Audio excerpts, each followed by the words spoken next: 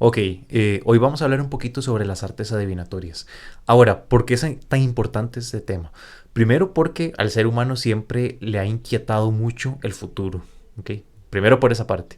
Después porque nosotros en el universo observamos patrones. Entonces existen patrones en las estrellas, en el clima y demás.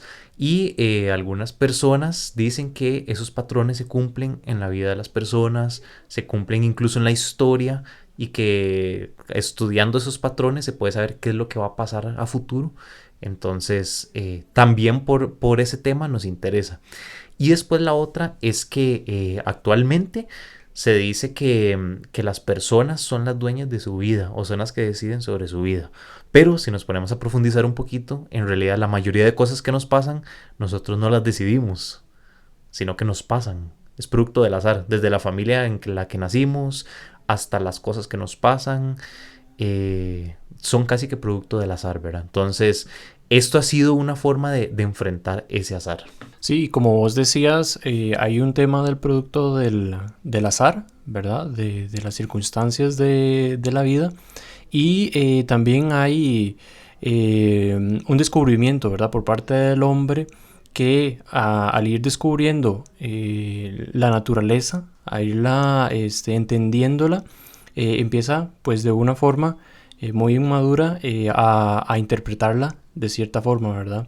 Y eso lo podemos ver, por ejemplo, en la metoposcopía, que es predecir el futuro según las líneas de la frente, ¿verdad? Es algo que ya se practicaba, de hecho, desde la antigua Grecia. Ya tenemos registros de que Aristóteles lo practicaba, ¿verdad? Y es una práctica que había quedado en el olvido. Hasta que en el Renacimiento viene Jérôme Cardin y le dedica todo un tratado al tema. Y en este tratado se consideran, por ejemplo, las marcas que tenemos en la frente, si tenemos cruces, si tenemos círculos, montículos, incluso hasta las líneas capilares, ¿verdad? Son tomadas en cuenta. Eh, para este arte se consideran también los signos como positivos o negativos, ¿verdad? Según una forma, por ejemplo una X, o signos irregulares se consideran malos. Los círculos, las estrellas se consideran buenos, los triángulos también, ¿verdad? Y también la ubicación. Por ejemplo, si esta marca que tal vez tengas en forma de círculo la tienes del lado izquierdo, derecho, eso también influye en qué tan positivo o negativo es. Las líneas continuas, por ejemplo, pertenecen pues a personas, ¿verdad? Se cree más afortunadas, y las líneas que sufren interrupciones se consideran pues negativas porque representan como un tema de adversidad, ¿verdad? Y se interpretan de abajo hacia arriba. Por ejemplo, de la ceja empieza hacia arriba, ¿verdad? Hacia donde empieza pues el cabello, ¿verdad? Y se les da nombres de planetas, ¿verdad? Depende. Entonces ya después podemos tener hacer como ciertas lecturas. Por ejemplo, cuando la línea de Júpiter, ¿verdad?, aparece entrecortada por otra línea, entonces significa tal cosa, ¿verdad? O si va descendiente hacia el Sol, ¿verdad? Entonces es propenso a envenenamientos. O si va hacia Mercurio, se considera una persona desgraciada y que tal vez va a correr peligro de muerte a causa de las mujeres, por ejemplo, ¿verdad? Ese fue uno de los ejemplos que existieron. Y han habido muchos escritos del tema, ¿verdad? Han habido matemáticos, médicos, como Lodovico Setala, ¿verdad?, que estudiaron en profundidad el tema de la metoposcopía. Ok, ahora podemos hablar un poquito sobre la pronosticación y las profecías, que hay una diferencia entre esos dos términos. Pronosticación se referían ellos a lapsos cortos de tiempo, ok, y la profecía era cuando se adivinaba algo a largo plazo. Las que realizaban estos actos se le llamaban las sibilas, ¿ok? Que eran sacerdotisas que realizaban estos pronósticos. Entonces se encontraba un libro en Roma, específicamente en Capitolio, que era un libro de los oráculos sibilinos. ¿Ok? Y este libro fue quemado por el emperador Teodosio en el año 400. Lo curioso es que fue quemado por un tema religioso, ¿verdad? Porque ya había una influencia católica, pero a su vez la Iglesia Católica defendía sus propios profetas, que era por ejemplo Isaías, Jeremías, Ezequiel. Entonces ellos consideran una herejía que estos personajes fueran relacionados, ¿ok? Con profetas de otras creencias o de otras religiones. Entonces, aquí podemos señalar algunos dioses que estaban relacionados con esta inspiración a poder adivinar. Entonces, Apolo era el que inspiraba lo divino, Baco daba el furor de lo místico, las musas daban el furor de lo poético, entonces incluso los poetas eran inspirados por estas criaturas metafísicas, y Venus inspiraba lo erótico. Ahora, es interesante porque esta cuestión de las profecías tenía un componente político. Entonces, ciertos políticos tomaban las decisiones amparados por estos profetas, ¿ok? Que eran quienes de algún modo dirigían el rumbo de las naciones y también aprobaban las acciones que tenían los emperadores. Ahora, podemos hablar de los profetas o los adivinos como más relevantes de la historia. Entonces, por ahí podemos hablar de San Malaquías, ¿okay? Que él había hecho una profecía sobre todos los papas de la historia, y ya aquí se empezaba a hablar sobre el fin del catolicismo, ¿okay? Entonces, que Malaquías llegaba hasta un último papa.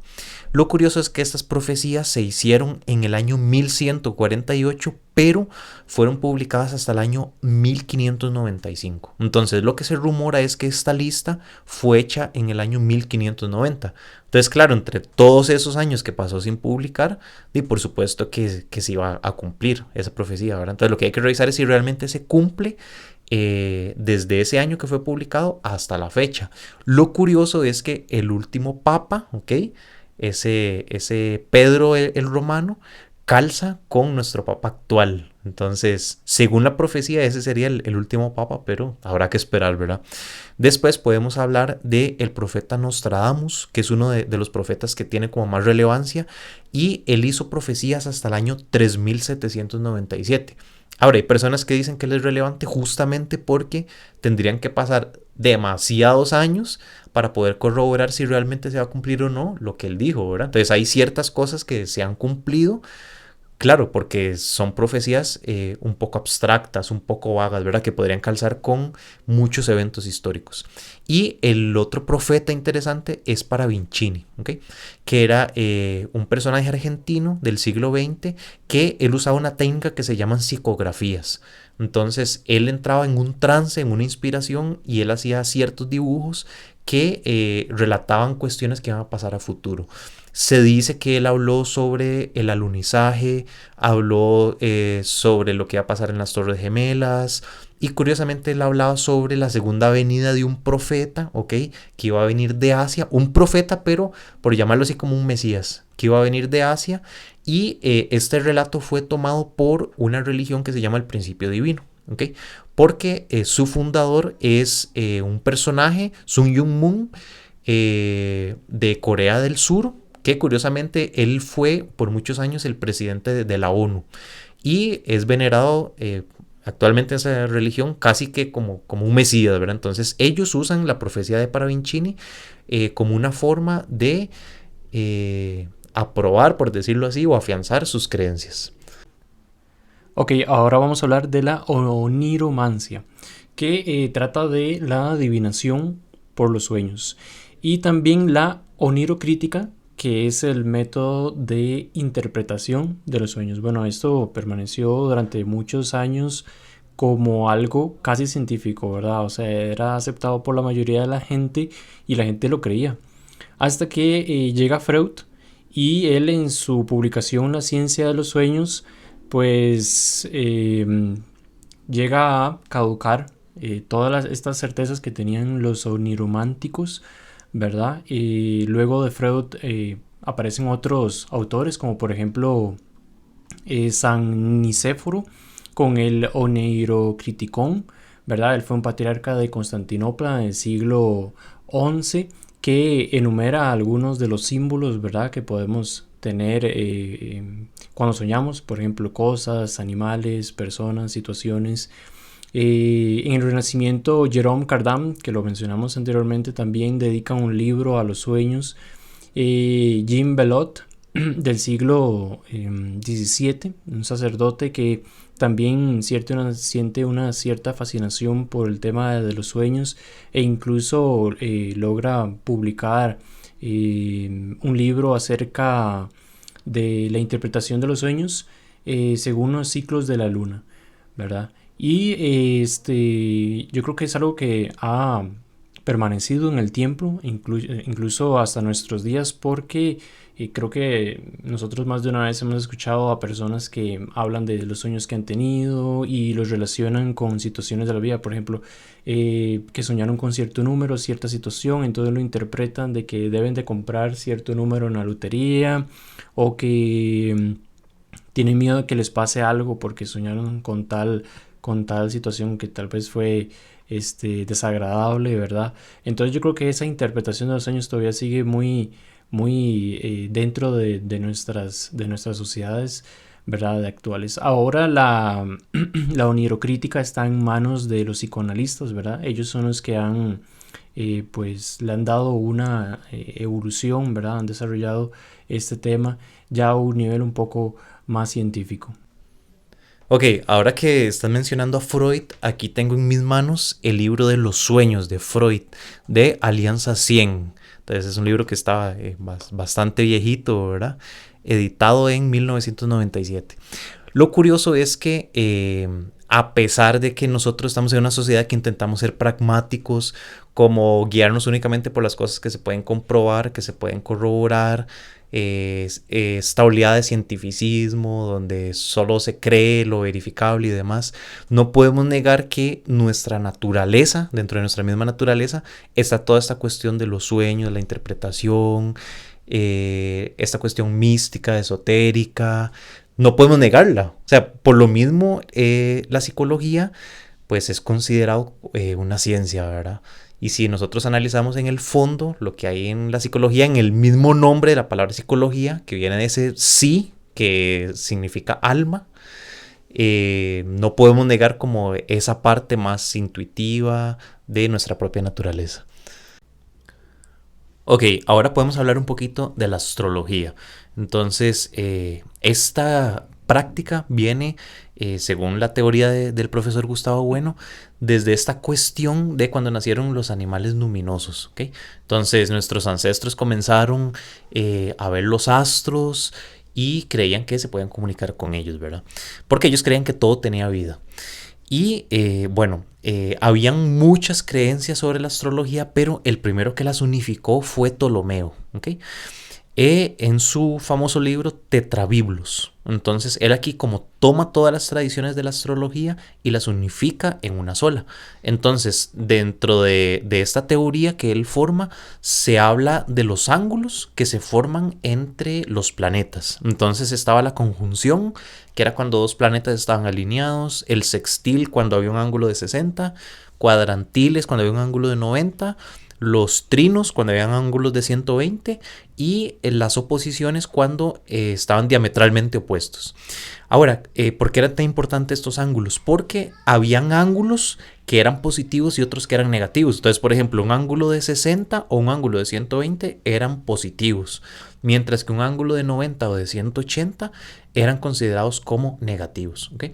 Ahora, se tenía esta concepción que la Tierra era el centro del universo y que el Sol giraba alrededor de la Tierra y arrastraba con él el cielo, ¿verdad? Entonces lo curioso es que nosotros tenemos esta idea que la Iglesia Católica y el cristianismo como tal son detractores de la astrología, pero curiosamente en esa época el cristianismo defendía esta cosmovisión, ¿okay? Hasta el punto que quien se opusiera a la cosmogonía de Ptolomeo era considerado un hereje. Entonces es un dato bastante curioso. Y el cielo estaba dividido en 12 casas, ¿ok? Que aquí es donde entran los signos del zodiaco y cada casa tenía como una función o un significado. Entonces, por ejemplo, la casa 1 era considerada la casa ascendente, la 2 era la longevidad, la 3 eran los viajes, 4 era la familia, la 6 era el purgatorio, la 10 era el centro del cielo y la 12 era considerado el infierno del zodíaco. Ahora, lo curioso es que durante mucho tiempo fue considerado la astrología como una ciencia incluso. Actualmente existen algunas universidades, por ejemplo en Argentina, donde en IASA, la Universidad de IASA, donde se puede estudiar la astrología y hay muchas personas que todavía consideran esto como una ciencia, ¿verdad? Pero podemos considerarlo nosotros más como un arte. Ok, ahora podemos hablar un poquito sobre la geomancia, ¿ok? Entonces, esta palabra viene de tierra, porque eran figuras que se dibujaban originalmente en la tierra, pero después ya se hicieron en papel o en pergaminos, ¿verdad? Esto era un arte que practicaban originalmente los árabes, que tomaron a su vez de la India, ¿ok? Así como tomaron los números arábigos que nosotros usamos, igual tomaron esta práctica, ¿verdad? Y hay un libro muy importante que se llama La Geomancia de Christophe de Catán de 1588. Ahora, ¿en qué consistía la geomancia? Entonces, ellos lo que hacían era dibujar puntos al azar, ¿ok? En el suelo. Después, ellos iban uniendo esos puntos con líneas hasta formar 16 líneas, ¿ok? Una vez que tenían estas líneas, las agrupaban en grupos de 4, de las cuales las llamaban madres, ¿ok? Entonces, se formaban figuras en estas madres.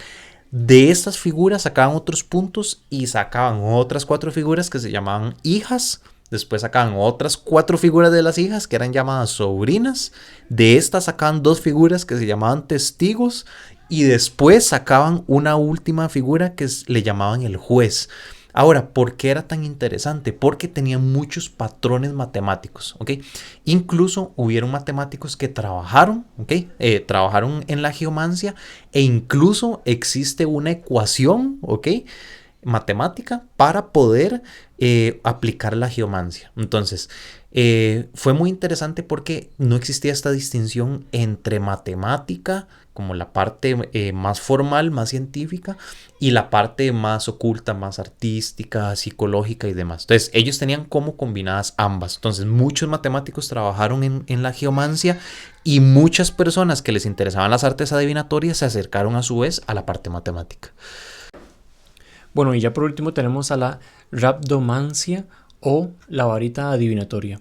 El rhabdo viene de, significa de hecho varita, y es el arte de adivinar el emplazamiento de manantiales, ¿verdad? La ubicación de manantiales ocultos, ¿verdad? Que antes no se habían descubierto y que se intentaban buscar con las varitas, ¿verdad?